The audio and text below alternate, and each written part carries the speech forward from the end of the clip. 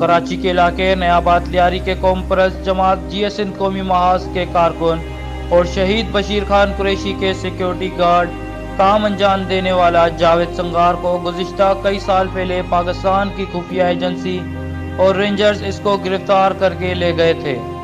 कौम परस्त कारकुन जावेद संगार को 14 तारीख दूसरा महीना 2017 की रात को मलीर के इलाके में से सादा लिबास में मलबूस सरकारी एहलकार और रेंजर्स ने गिरफ्तार करके जबरन गुम कर दिया, जिसका आज तक कोई पता नहीं है।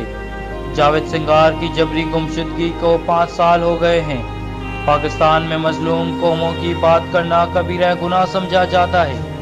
इस जुर्म की पादाश में कौमी कारकुन जावेद संगार को जबरन गुम किया गया, जिसकी रिहाई के लिए सिंध समेत पूरी दुनिया में एहतजाज किए गए। सिंध की कौम परस्त जमातों, इंसानी हुकूक के इदारों और समाजी अदबी तंजीमों ने एहतजाज किए।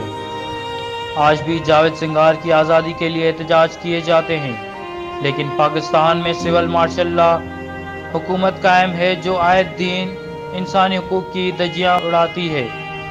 फौजी जर्नल पाकिस्तान की आवाम को अपना गुलाम समझते हैं, खास करके सिंध को माल गनीमत समझ के लूट मार करते हैं।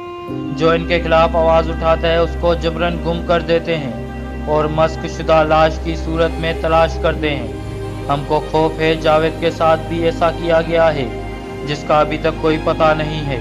हमको शक है कि जावेद को सिंध और बलूचिस्तान के मारे गए कौमी कारकुनों की तरह मार दिया जाएगा, क्योंकि अभी तक पता नहीं चल सका है जावेद जिंदा है या मुर्दा।